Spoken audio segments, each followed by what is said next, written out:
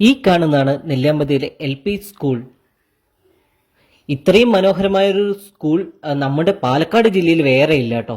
ഇവിടെ ഉള്ള ഒരു പനോരമയ്ക്ക് ദൃശ്യവും എല്ലാം കൊണ്ടും അടിപൊളിയാണ്. ഇവിടെ പഠിക്കുന്ന പിള്ളേർക്ക് അധികമൊന്നും ഉണ്ടാവില്ല. ഇവിടെ പിള്ളേർ തൊട്ടടുത്തായിട്ട് നമുക്ക് ഒരു ആശുപത്രിയും കാണാം കേട്ടോ.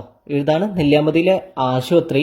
അപ്പോൾ അവിടെയും അത് തന്നെയാണ്, ഒരു സ്കൂളും ആശുപത്രിയും. ഇത്ര ഭംഗിയുള്ള സ്ഥലത്ത് ഇങ്ങനൊരു സ്കൂളും ആശുപത്രിയും ഉള്ളത് നല്ലൊരു കാഴ്ചയാണ് കേട്ടോ. അവിടെ എന്തായാലും ഇവിടെ അധികം ആൾക്കാരൊന്നുമില്ല, ഡോക്ടറൊക്കെ എപ്പോഴെങ്കിലൊക്കെ വരുള്ളൂ എന്നൊക്കെയാണ് പറഞ്ഞത്. എന്തായാലും ഉണ്ടാവും. ഈ തോട്ടം തൊഴിലാളികൾക്ക് വേണ്ടിയിട്ട് ഈ കമ്പനികൾ പ്രൊവൈഡ് ചെയ്യുന്നതും അതുപോലെ തന്നെ ഈ ഗവൺമെന്റിന്റെയും ആയിരിക്കും ഈ സ്ഥാപനങ്ങളെല്ലാം കേട്ടോ. അപ്പം എല്ലാവർക്കും പുതിയൊരു വീഡിയോയിലോട്ട് സ്വാഗതം. ഞാനിന്ന് നെല്ലിയാമ്പതിയിൽ ആരും അധികം പോവാത്ത ഉൾപ്രദേശ ഗ്രാമങ്ങളിലൂടെയുള്ള കാഴ്ചകളും അതുപോലെ തന്നെ പ്രധാനമായി പോകുന്ന ടൂറിസ്റ്റ് സ്പോട്ടുകളിലൂടെയുള്ള യാത്രകളാണ് ചെയ്യുന്നത്. ഇപ്പം ഞാനിങ്ങനെ ഈ തേയിലക്കാടുകളുടെ ഉള്ളിലൂടെ ഇങ്ങനെ പോയിക്കൊണ്ടിരിക്കട്ടോ. നല്ല രസമുള്ള കാഴ്ചകളാണ്.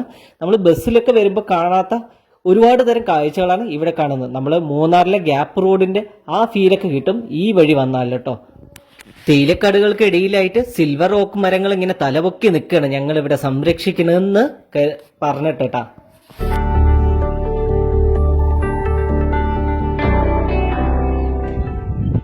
നമ്മൾ നേരെ തിരിച്ച് AVT ആ സൈഡ് തന്നെ എത്തിയിരിക്കാണ്. ഇനി കേശവൻപാറയ്ക്ക് പോകണം കേട്ടോ.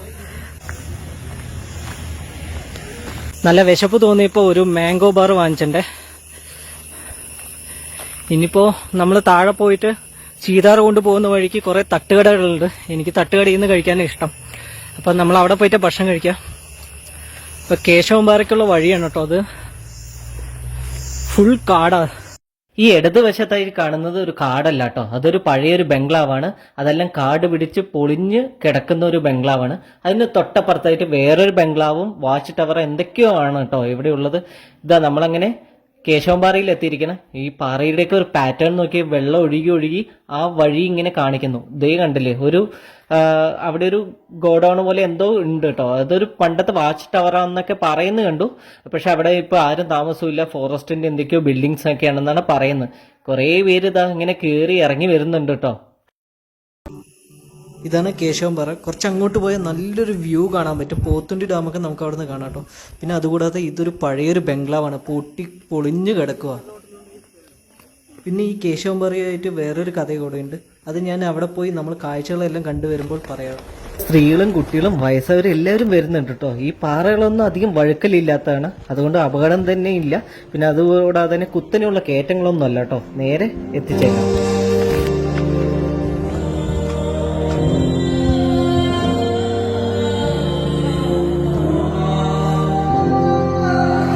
ആഹാ, ഈ കാഴ്ചയൊന്ന് നോക്കി, എന്ത് ഭംഗിയാ കാണാൻ. ഓ വാ, ബ്യൂട്ടിഫുൾ ആയിട്ടുണ്ട് കേട്ടോ. രണ്ട് മരനിരകളും അതുകൂടാതെ തന്നെ അതിന്റെ ഗ്യാപ്പിലായിട്ട് നമ്മളൊരു തിയേറ്ററിൽ ഇരുന്ന് താഴെ ഇരുന്ന് കാഴ്ചകൾ കാണുന്ന പോലെയാണ്.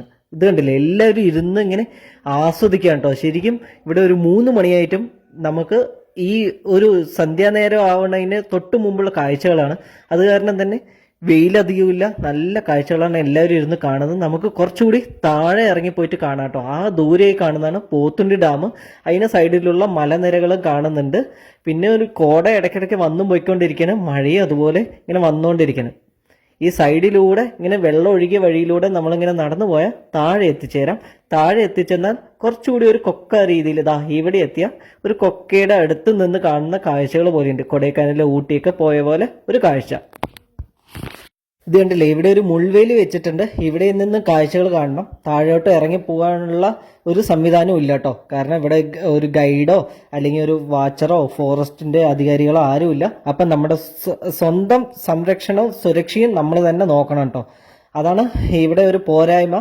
പക്ഷെ അതൊരു പോരായ്മയില്ല, അത് നല്ലൊരു കാര്യം തന്നെയാണ് കേട്ടോ. കാരണം നമുക്ക് ഇത്രയും ഫ്രീഡം തന്ന് ഇത്രയും നല്ല കാഴ്ചകൾ കാണുമ്പോൾ നമ്മൾ അതിനെ മിസ്യൂസ് ചെയ്യരുത്. കാരണം ഇത് സെൽഫിയും അല്ലെങ്കിൽ എക്സ്പ്ലോറേഷൻ എന്ന് പറഞ്ഞ് ചുമ്മാ കയറി ഇറങ്ങിപ്പോകുന്നത് തടയാൻ വേണ്ടിയിട്ടാണ് അവരിവിടെ ശ്രമിച്ചിരിക്കുന്നത്. ഇത് നല്ലൊരു കാര്യം തന്നെയാണ് കേട്ടോ. നല്ലൊരു കാഴ്ച ഇവിടെ നമുക്ക് സമ്മാനിക്കുന്നുണ്ട്. അതായത് കേശവൻപാറയുടെ ഒരു കാഴ്ച തീർച്ചയായും കണ്ടിരിക്കണം. നിങ്ങൾ നെല്ലിയാമ്പതിയിൽ വരികയാണെങ്കിൽ ഈ സ്ഥലം മിസ് ചെയ്യാതെ തീർച്ചയായും കണ്ടിരിക്കേണ്ട ഒരു സ്ഥലം കേട്ടോ.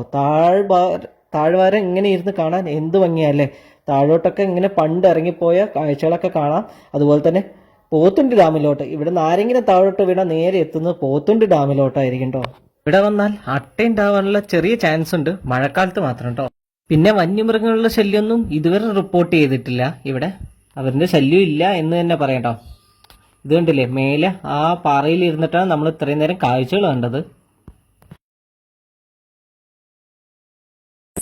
ഈ സ്ഥലം കാണുമ്പോൾ എനിക്ക് ഭയങ്കര അറ്റാച്ച്മെൻ്റ് ആണ്. അതിന് 2 കാരണങ്ങളാണ് ഉള്ളത്.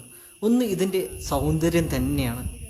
ആരെയും മയക്കുന്ന ആ സൗന്ദര്യം കണ്ട ആരായാലും ഒന്ന് നിന്നു പോകും. രണ്ടാമത്, ഞാൻ ആദ്യം പറഞ്ഞ ആ കഥയാണ്. എൻ്റെ മുത്തശ്ശൻ്റെ പേര് കേശവൻ എന്നായിരുന്നു. അദ്ദേഹത്തിന് മലഞ്ചരക്ക് വ്യവസായമായിരുന്നു ആദായ മാർഗം. പണ്ട് ഈ നെല്ലിയാമ്പതി കാടുകളിൽ സുലഭമായി കണ്ടിരുന്ന ചീനിക്ക പറഞ്ഞൊരു കായ ഉണ്ടായിരുന്നു. ഒരു കാട്ടുമരത്തിൻ്റെ കായാണ്. ആ കായ നാട്ടിൽ നിന്ന് കൊണ്ടുവന്ന പണിക്കാരെ വെച്ച് പറിച്ചെടുക്കും. എന്നിട്ട് ഈ പാറയിൽ വന്നിട്ട് ഉണക്കിയെടുത്തിട്ട് അതിനെ പൊള്ളാച്ചി ചന്തയിലും ചാലക്കുടി ചന്തയിലും കൊണ്ടുപോയി വിൽക്കുകയാണ് സാധാരണയായി ചെയ്തിട്ടുണ്ടായിരുന്നത് അന്ന്. ഇന്നത്തെ ആളുകൾക്കൊന്നും ആ കായയുടെ ഔഷധ ഗുണമൊന്നും അറിയത്തില്ല. ഞാൻ ആ കായയുടെ ചിത്രം ഇവിടെ കൊടുക്കാവേ. അത് ഷാമ്പൂവിനും സോപ്പും എല്ലാം ഉണ്ടാക്കാൻ വേണ്ടിയിട്ട് അതിൻ്റെ ഒരു മിശ്രിതമാണ് ഈ കായയുടെ പൊടി.